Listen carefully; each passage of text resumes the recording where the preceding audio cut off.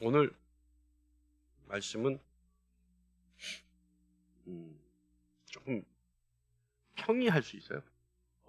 꼭꼭 집어서 이렇게 뭐 이렇게 얘기하는 것이 아니라, 자극적인 것이 아니라 그냥 평이한 얘기, 두 가지를 비교하면서 하는 얘기이기 때문에 여러분이 집중하시면 뭔가 이렇게 교훈이 있을 수 있고, 집중하지 못하면 그냥 오늘 뭘 들었나 할 수 있어요. 왜냐하면 1, 2, 3, 4 이렇게 해가지고 이제 하는 것이 아니기 때문에. 그렇기 때문에 여러분 오늘은 좀 집중해서 들어주시기 바랍니다. 원래 세례가 있는 날은 일찍 끝내야 되는데 어떻게 준비하다 보니까 좀 길어졌어요. 그래서 조금 집중해서 들으시기 바랍니다. 오늘 말씀은요, 바울이 고린도 교회에 대한 권면이에요. 근데 오늘 말씀을 보면 2000여 년 전에 있었던 이 고린도 교회나 오늘날의 한국 교회나 너무나 흡사한 것들이 많이 있어요. 그래서 오늘 그런 것들을 한번 우리 스스로 한번 비교하면서 생각해 보면서 들으시면 하나님이 나에게 무슨 말씀을 하시는지 깨달을 수 있을 것 같습니다. 이스라엘은요, 하나님이 율법을 주셨죠. 그래서 그 율법에 의하면 음식에 대한, 먹는 것에 대한, 재료에 대한 어떤 금기 사항들이 있었죠. 그래서 그 금기 사항들은 특히 이제 돼지고기, 그죠? 쪽이 없는 거, 그 다음에 조개류, 그리고 비늘이 없는 생선, 이런 것에 대해서는 하나님이 금하셨습니다.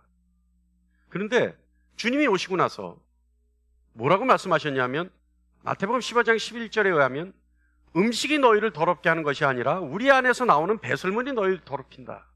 그죠? 그래서 입으로 들어가는 것이 사람을 더럽게 하는 것이 아니라 입에서 나오는 그것이 너희를 더럽게 하는 것이니라 말씀하신단 말이에요. 그러니까 먹는 것이 아니라 나오는 것이 더럽다는 거예요. 결과물이 더럽다, 결과물이. 그래서 주님은 뭐라고 말씀하시냐면 그 결과물에 대해서 이것이 너희를 불경건하게 한다. 마음으로부터 나오는 불신앙 또는 증오, 악한 생각들, 음란한 생각들, 이런 것들이 너희를 더럽게 하는 것이다. 이렇게 말씀하시죠.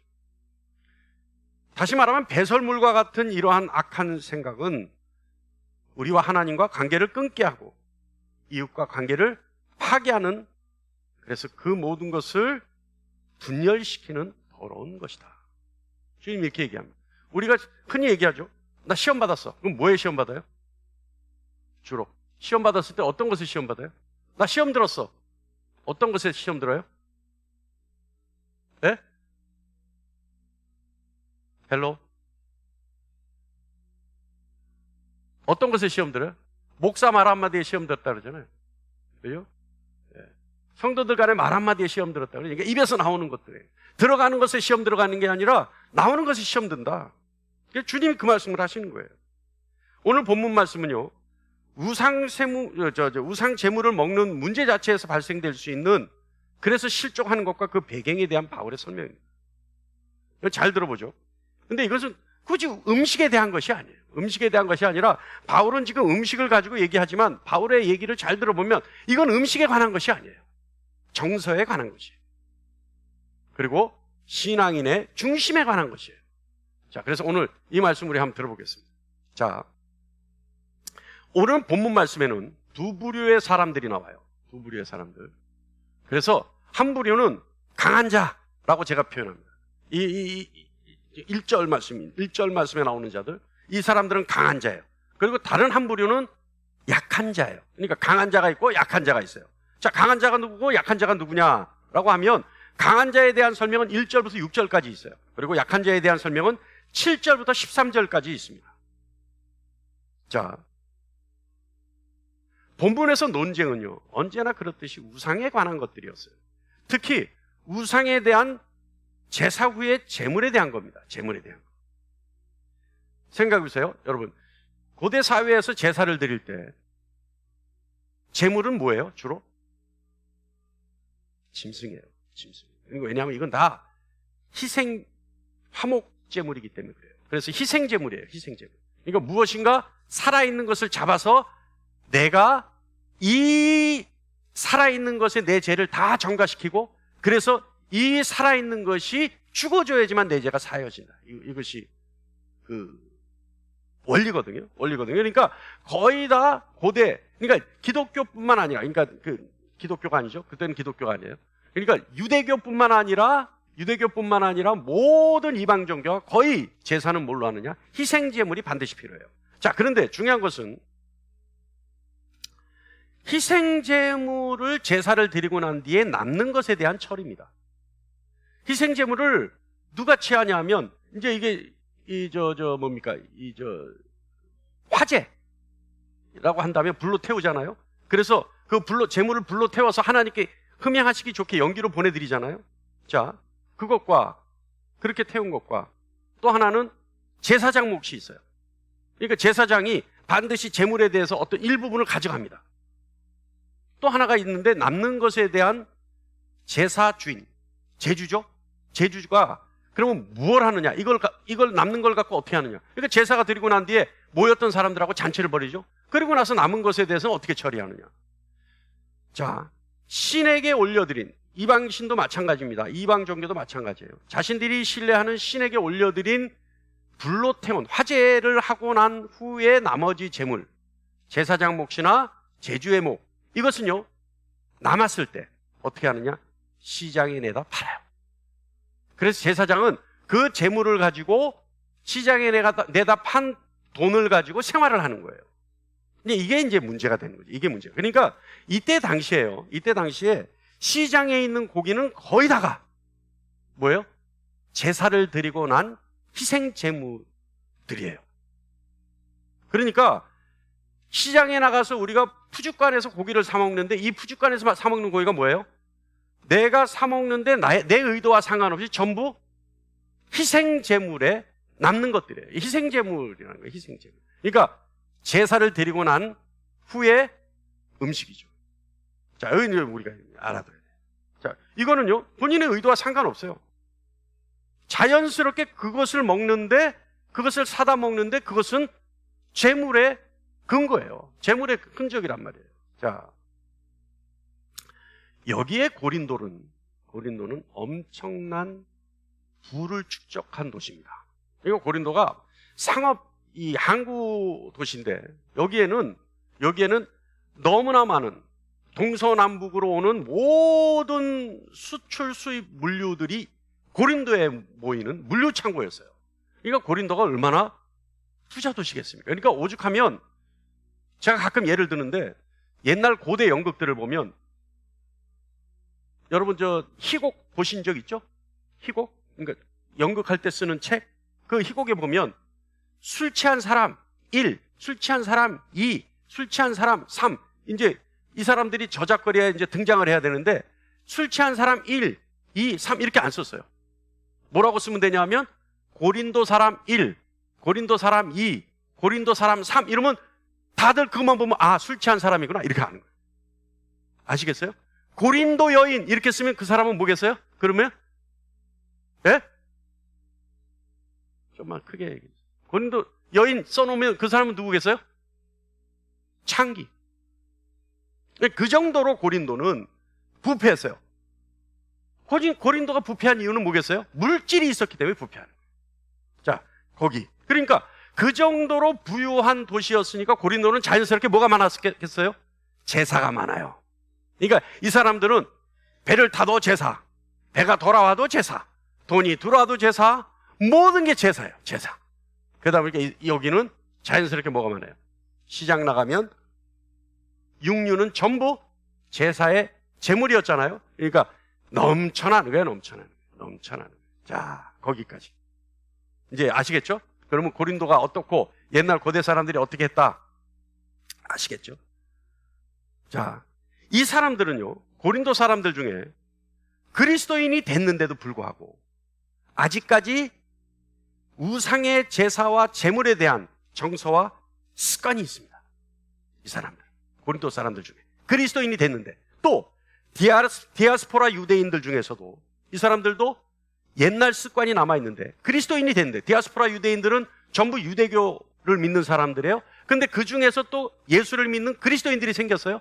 근데 이 그리스도인들은 다 뭘 가지고 있냐면 옛날에 디아스포라 유대인으로서 살았을 때 율법을 준수해야 된다는 습관도 남아있어요. 그러다 보니까 이들도 제사를 지내죠. 자, 여기까지 우리가 기본 상식을 가지고 오늘 본문으로 봅니다. 본문으로 돌아가면요, 강한 자에 대한 의견이 있는데 그 1절부터 6절이라고 아까 말씀드렸어요. 그런데 먼저 1절부터 3절을 보면요, 나중에 이제 말씀을 보시면 알지만 오늘은 들으면서 1절부터 3절이 어떤 내용인가를 보시면 돼요. 제가 풀어서 이제 1절부터 3절을 풀어서 여러분께 설명하는 겁니다. 자, 이들은요, 1절부터 3절에 나오는 이들, 강한 자들은 어떤 사람들이냐? 이들은 자신의 자랑이 지식에 대한 거예요. 이 지식은 하나님에 대한 지식이에요. 이들이요, 생각하고 자만하는 것은 하나님에 대한 지식. 이것이 자신들은 너무나 많다고 생각하는 거예요. 그런데 그 지식으로만 끝나는 것이 아니라 그 지식 때문에 이들은 교만해요. 그래서 이들은 지식이 없는 사람들을 업신여겨요. 어때요, 여러분? 오늘날 교회 어떻습니까? 우리들 교회도 비슷하잖아요. 좀 구력이 오래된 신앙인들 될 수 있으면 가르치려고 들지 않아요.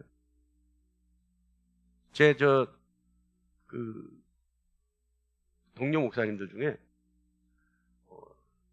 그러니까 막 목사 안수 받고 나서 제일 힘들었던 것이 자신이 처음 부임했을 때 교회 권사님들이 제일 힘들어요. 우리는 뭐 제가 나이도 먹고 뭐 제가 개척하고 막 나이도 먹고 막 이래가지고 저는 힘든 거 별로 없었습니다만은, 예? 제가 또 좀 강하잖아요. 제가 세니까, 예? 저는 별로 안 힘들었는데 왜 범생이라 그러죠? 정말 어렸을 때부터 그냥 목사가 되려고 자랐던, 정말 말도 그냥 이 사람이 남자인지 여자인지 구분이 안 되게 하는 그 목사님들 있잖아요. 그런 분들은 내가 들어보면 정말 힘들어요. 내가 목사인지 이분이 목사인지 모른다니까. 권사님 목사인지 내가 목사인지 그 정도로 가르치려고 든데, 목사님 그렇게 하는 거 아니야. 그렇게 하는 거 아니야. 제가요, 우리 교회 오후 예배가 없어요. 우리 교회는 오후 예배 없어요. 우리 교회 오후 예배 없을 때 처음 우리가 이제 아멘교회가 여기 신봉동에 처음 왔을 때, 우리가 첫날 제가 첫 주일 예배 때 우리 교회는 오후 예배 없습니다. 다들 그냥 난리가 났어. 왜 오후 예배가 없냐? 왜 없어요? 왜 있어야 돼요? 답을 못해 다들.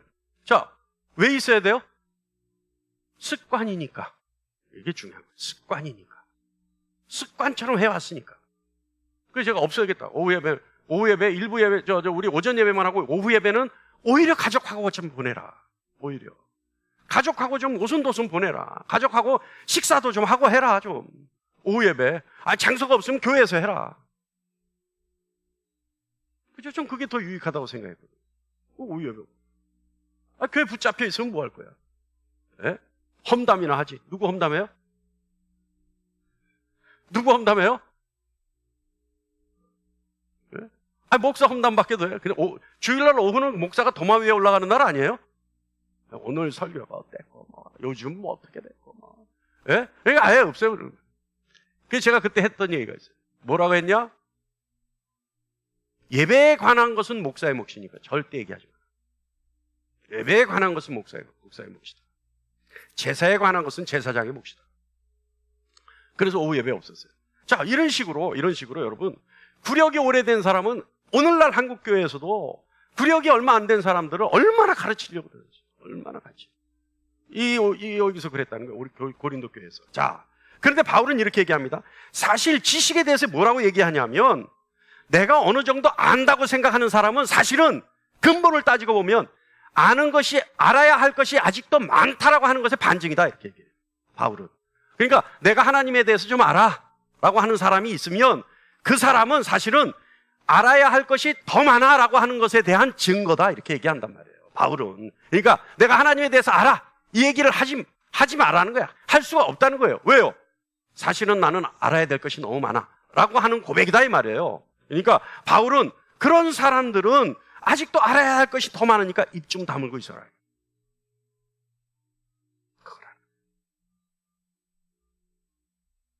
그리고 바울은 이렇게 얘기합니다. 3절에 이렇게 얘기하는데요. 뭐라고 얘기하냐면, 진정한 그리스도인이 가져야 될 참 지식은 내가 하나님에 대해서 얼마나 많이 아느냐에 대한 관심보다는 내가 하나님께 얼마나 잘 알려졌을까에 관심을 갖는 것이 중요하다. 무슨 말이냐면 하나님이 나를 얼마나 알고 계실까에 대한 관심이 중요하다는 거예요. 나의 어떤 모습을 하나님은 알고 계실까? 나는 하나님 앞에 어떤 모습으로 있을 수 있는가? 과연 나는 하나님이 축복하실 만한 어떤 명분을 가지고 있는가? 여기에 대한 관심을 가져야 하는 것이 더 중요하다. 3절, 그래서 바울은 뭐라 그러냐면 3절에 뭐라 그래요? 바울이 또 누구든지 하나님을 사랑하면 그 사람은 하나님도 알아주시느니라. 그러니까 하나님에 대한 사랑, 이것이 뭐냐면 나는 과연 하나님을 얼마나 사랑해서 나는 어떤 모습으로 하나님 앞에 비춰지고 있을까? 여기에 대한 하나님에 대한 참 사랑의 증거에 대한 관심을 갖는 것이 더 중요하다. 동의하십니까? 할렐루야. 그러니까 내가 하나님에 대해서 이만큼 알아, 이게 아니라 하나님은 나에 대해서 이만큼 아셔, 이게 더 중요하다는 거예요. 할렐루야. 할렐루야. 사실 이게 중요한 거 아닙니까? 우리는 어떻게 해요? 하나님이 나에 대해서 모르면, 주님 말씀에 의하면, 하나님이 나에 대해서 모른다고 하면, 주님 말씀에 의하면 우리는 마지막에 종국에 어떤 모습을 가져요? 일을 가는 모습을 가져요. 주여 주여 하는 자마다 다 아는 것이 아니라, 하늘 아버지께로 가는 것이 아니라 그 사람들은 일을 갈 것이다, 나중에. 그러니까 여러분, 오늘서부터 우리 마음속에는 무엇이 있어야 하느냐? 하나님은 나에 대해서 얼마나 알고 계실까? 할렐루야. 하나님은 나의 어떤 모습을 마음대로 하실까? 하나님은 나의 어떤 모습에 반했을까? 여기에 관심을 갖는 저와 여러분이 되기를 간절히 축원합니다.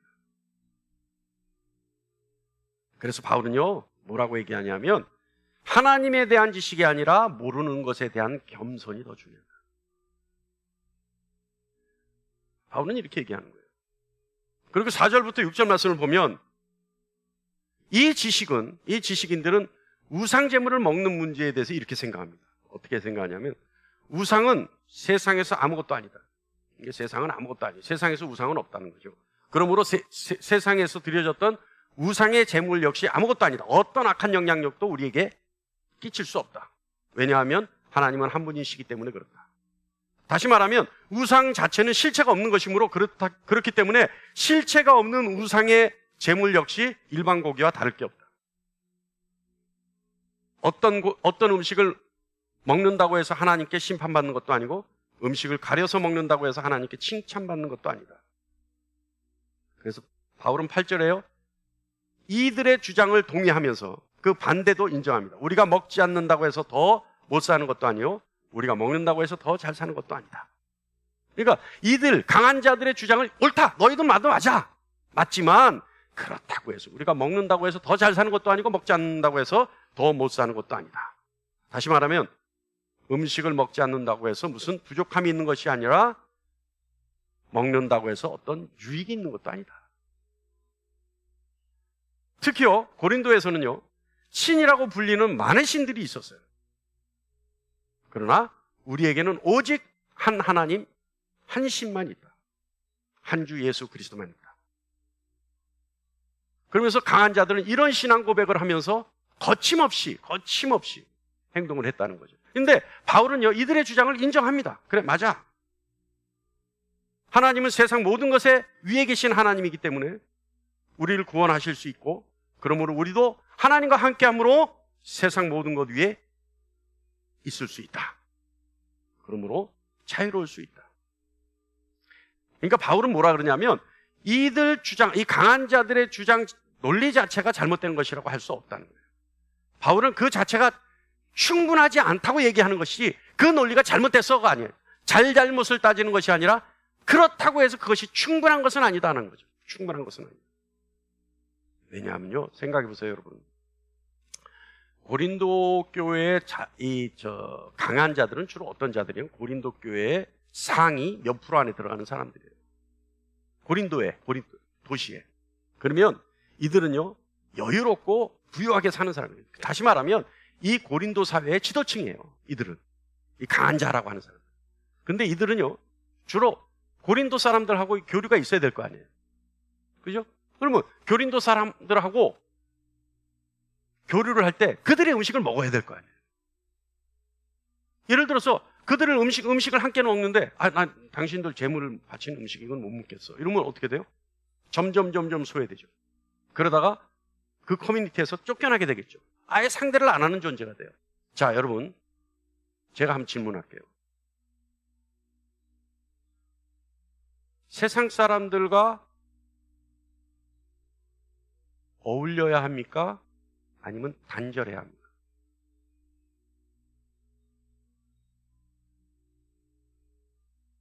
세상 사람들과 어울려야 합니까? 아니면 단절해야 합니까? 왜 어울려야 할까요? 왜 어울려야 할까요? 우리는 복음을 전하는 증인들이에요. 예수 그리스도를 증거하는 증인들이에요.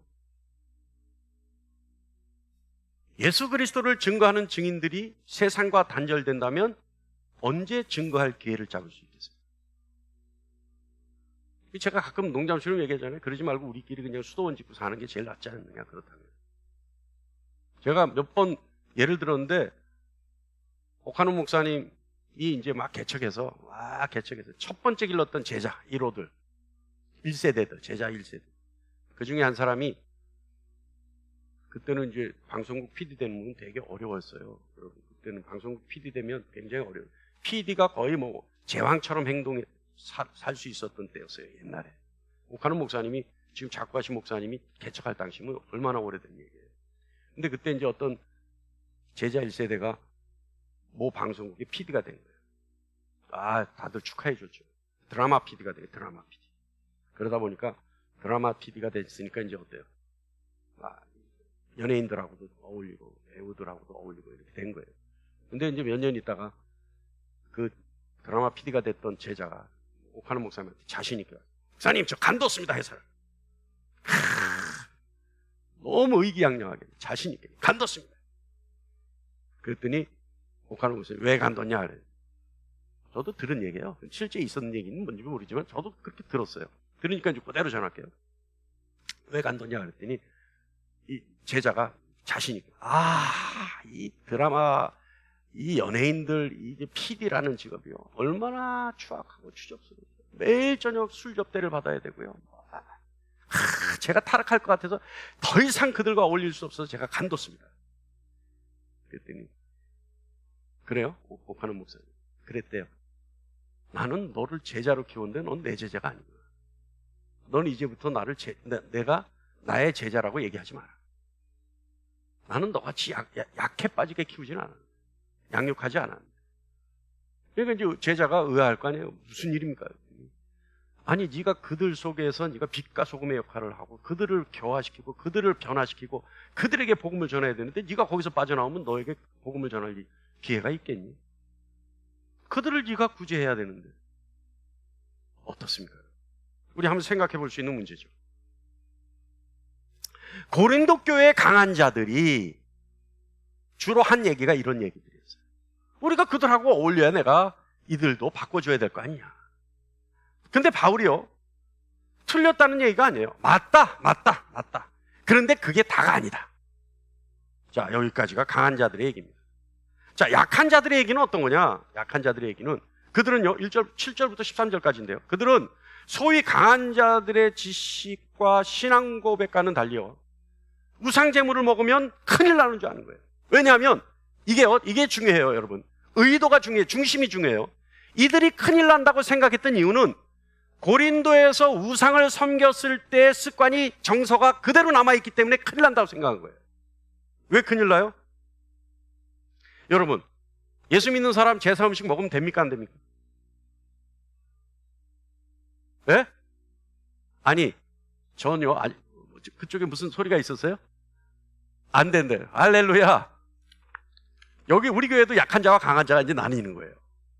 조금 전에 이상한 집사님 된다 그랬죠? 앞뒤에 앉아서 바로 갈리는 거예요. 약한 자와 바로 앞뒤 좌석 앞뒤 차인데 있다는 거예요. 제가 기억해요. 우리 저 아버지 장로님하고 어머니 권사님이 옆집에서 시루떡을 갖다 줬는데, 그때 시루떡을 왜 주로 뭐 할 때 시루떡이 나와요? 고사 지낼 때 나오잖아요. 고사 지낼 때 나오잖아요. 야, 그걸 갖다 버려버려. 응? 갖다 버려버리더라고. 더군다나 탤런트한테 갖다 준다니까 막 얼마나 옆집에서 그 연예인들은 좀 그런 플러스 알파가 있잖아요. 그러니까 막 이만큼, 딴 집에는 한 판씩 주는데 우리 한 10판 정도 갖고 와요.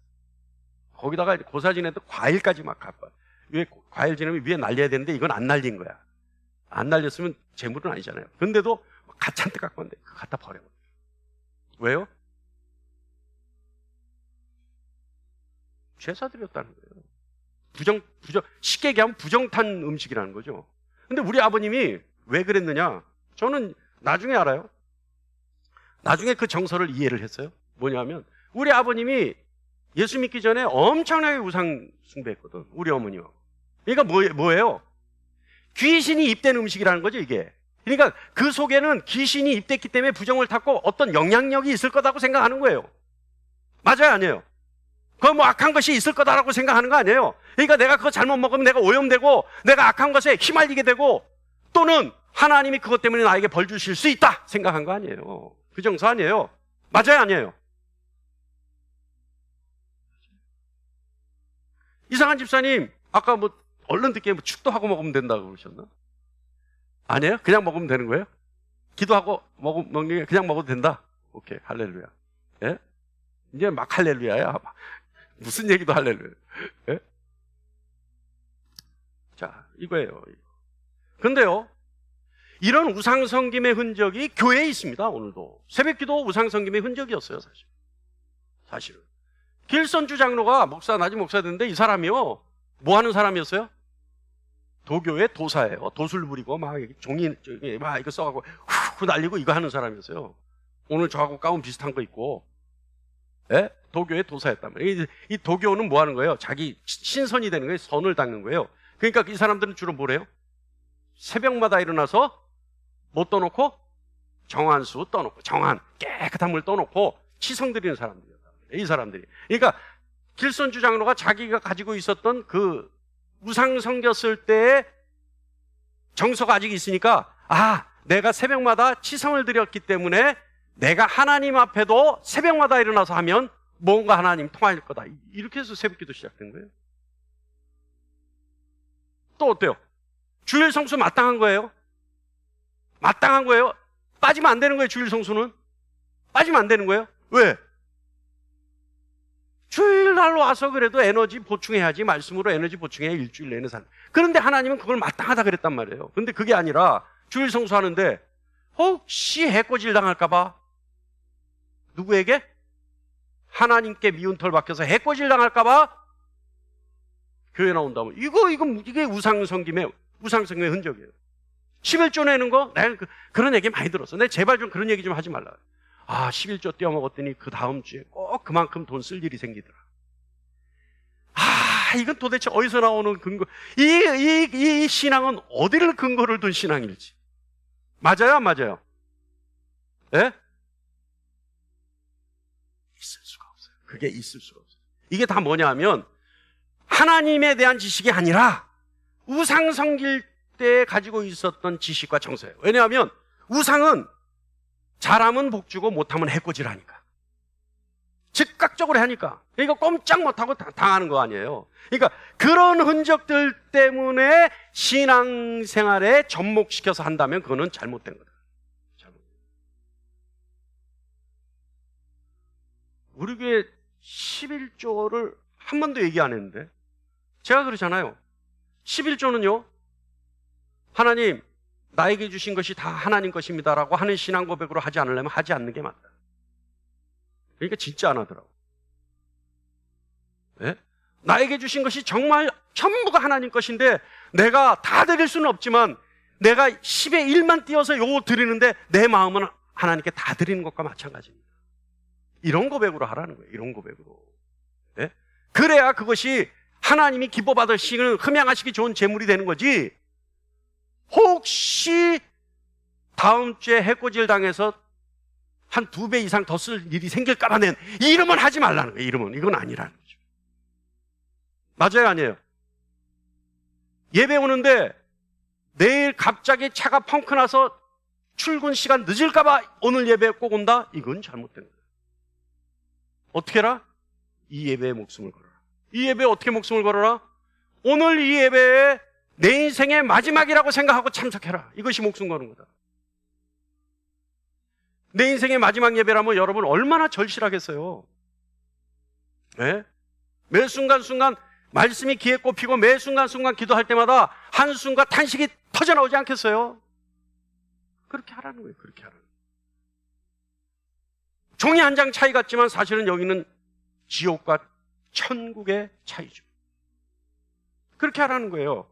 자, 이들이 약한 자들이 했던 것이 그런 정서를 가지고 했다는 거예요. 그런 정서.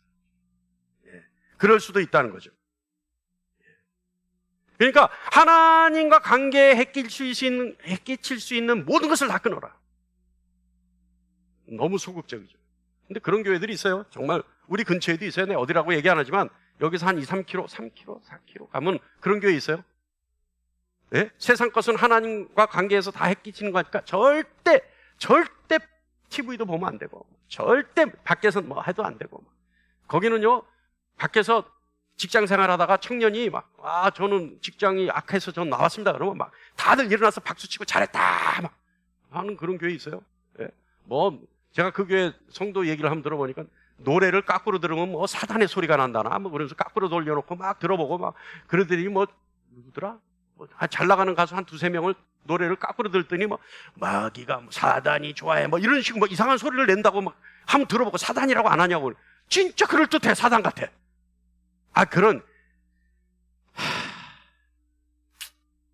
자, 이렇게 얘기를 들으니까 여러분 강한 자도 문제지만 약한 자도 문제죠. 그래요, 안 그래요? 하는 거예요, 바울. 근데 자, 거기서 바울은 뭐라고 얘기하느냐? 오케이. 다 좋아. 다 좋은데 바울이 심판을 어떻게 내리냐? 가르마를 어떻게 타주느냐? 강한 그리스도인의 자유는 약한 그리스도인의 믿음을 업신여기면 안 된다. 그래서 잘하지 못하게 하면 안 된다. 조금 전에 얘기했던 약한 자들이 그렇다 하더라도 그걸 가지고 야 너희들은 우상성님의 흔재가 있어 아직도 그 정서를 가지고 있는 거야 하면 안 된다는 거예요. 자, 강한 자의 자유가 약한 자의 양심에 손상을 주는 일을 할 수는 없다. 10절 말씀입니다. 그렇게 하고 있는 거예요. 또한 강한 자의 자유와 권리의 주장이 그것을 보는 약한 자에게 더 큰 유혹 혹은 자괴감에 빠뜨리게 하면 안 된다. 9절 말씀이에요. 왜냐하면 그들은 아직 준비되지 않은 신앙일 수도 있기 때문이다. 10절 말씀이에요. 아시겠습니까? 그러므로 지식이 있는 강한 자의 강요가 오히려 약한 자를 실족시킬 수 있다. 이렇게 얘기합니다. 그리고 오히려 약한 자의 양심에 죄책을 갖게 해서 그의 신앙을 파괴할 수 있기 때문이다 라고 11절은 얘기합니다. 바울은 강한 자나 약한 자나 그리스도 안에서 형제라고 표현합니다. 11절 말씀. 그러니까 다 같다는 거예요. 다 같다. 그러니까 강한 자가 너희가 조금 더 많이 한다고 해서 훨씬 우월한 것이 아니라 약한 자가 조금 모자란다고 해서 조금 덜 한다고 해서 더 하등한 것이 아니라 똑같다는 거예요. 똑같다. 제가 가끔 이런 얘기하는 거 여러분 들어보셨어요?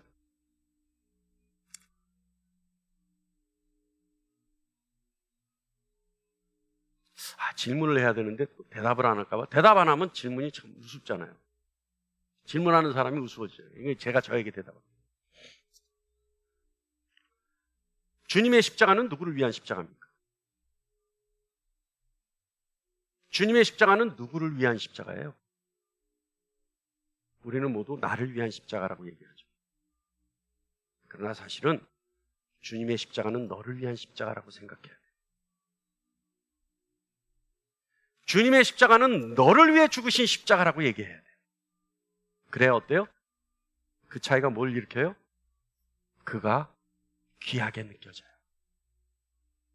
그가 존귀하게 느껴지는 거예요. 우리는 모두 주님의 십자가가 나만을 위한 십자가라고 생각하니까 상대가 존귀하지 않아. 좀 못하면 정죄하기 시작하는 거예요. 아이고, 주님은 나를 위해 죽으셨는데 너는 그렇지 않은가 봐. 그러니까 네가 그러고 살지. 아니라. 바울은 그렇지 않다는 거예요. 바울은요 8장 11절에 뭐라고 얘기해요?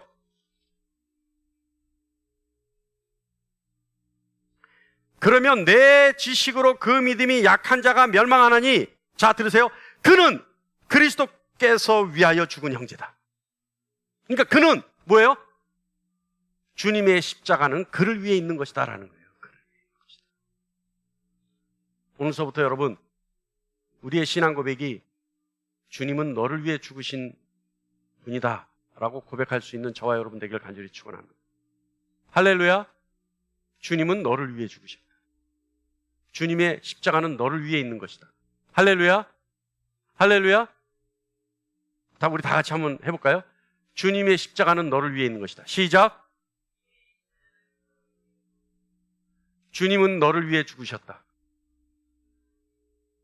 할렐루야. 오늘서부터 그렇게 고백할 수 있는 저와 여러분 되기를 간절히 바랍니다. 이럴 땐 아멘 해야 되는 거 아니에요? 할렐루야. 아니, 저는 이제 다음 걸 찾으면서 아멘 나오겠다 했는데 한 명도 안 해요.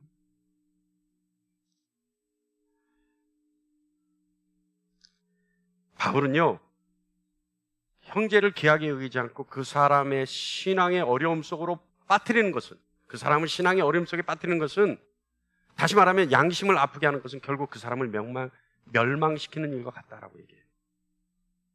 그리고 그 사람을 멸망시킬 뿐만 아니라 그리스도 앞에 죄를 짓는 것 같다 얘기해요. 그리고 바울은 강력하게 결론을 내립니다. 뭐라고 내리냐면, 바울은 강한 자, 그들에게 자신의 지식에 근거한 자유, 그리고 무분별한 행사는 형제를 해칠 수 있다. 만일 자신이 먹는 음식으로 자신의 형제를 식족시키게 한다면 재물의 고기는 말할 것도 없고 시장에 파는 고기도 자신은 영원히 먹지 않겠다. 이렇게 얘기해요. 여러분, 옳다는 것이 전부일 수는 없습니다. 왜요? 옳다는 것이 진리일 수는 없습니다. 왜요? 옳다는 무엇이 옳다예요? 우리 아멘교회 이 자리에 있는 여러분이, 저와 여러분이 작당을 해서 이게 옳은 겁니다, 이게 옳은 겁니다, 다 맞습니다 하면 그것이 옳게 되는 거예요. 그게 진리는 아니죠. 그렇습니까? 안 그렇습니까? 그렇습니까? 안 그렇습니까? 할렐루야. 제가 지난주에 추수감사절, 우리 교회는 없는데 다음 주 추수감사절 없다 그러면 헌금들 안 내니까 자꾸 그걸로 불만이 나오니까 이번 주 추수감사절 헌금을 그냥 내시죠 했어요. 준비하신 분 계세요? 할렐루야. 네, 이럴 줄 알았어. 예? 자, 한 주 더 여유를 드릴게요. 다음 주에는 추수감사절입니다. 예, 헌금을 할 수 있습니다. 다음 주에는 여전도회와 남성교회는 문자를 돌리시죠. 다음 주는 추수감사절 헌금하는 날입니다. 예? 자, 그런데 여러분, 중요한 거예요. 저는 추수감사절은 교회력의 절기와는 전혀 상관없습니다. 분명히 얘기를 했어요. 이게 진리예요. 그래서 우리 교회는 추수감사절 안 합니다 했어요. 그런데 저와 여러분이 작당을 해서 추수감사절날 헌금을 하면 하나님이 정말 기뻐하십니다. 1년치 여러분의 헌신을 다 받은 것과 마찬가지로 생각하실 겁니다. 여러분이 옳소하면 이게 진리가 돼요, 안 돼요? 옳다고 인정은 될 수 있으나 그것은 진리가 될 수 없어요. 이해하십니까? 그것다는 거예요. 그러니까 많은 사람들이 옳다고 해서 그것이 다 옳은 것은 아니다, 그것이 전부는 아니다라는 거죠. 바울은 강한 자의 논리가 그 자체가 잘못됐거나 문제 있는 것은 아니다, 그렇지 않다, 그러나 그것만으로는 충분하지 않다. 다른 사람에 대한 관심과 배려가 전혀 없다면 옳은 행동이 타인에 대해서 오히려 도덕적 정죄를 부추기는 경우가 되고 심지어는 약한 자들을 망하게 할 수도 있다.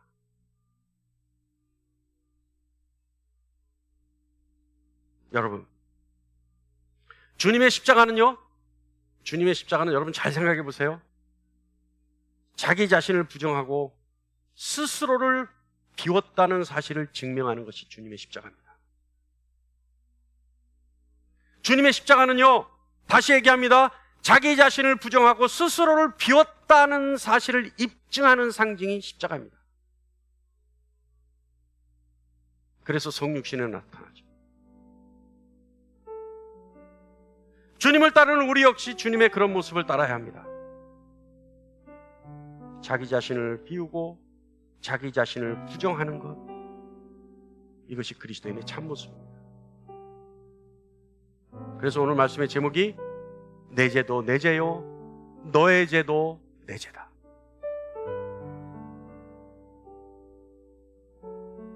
아주 오래전에 기독교가 100주년 됐을 때 로마 카톨릭은 내 탓이요 내 탓이요 내 탓이로소이다 라는 슬로건을 내걸었어요.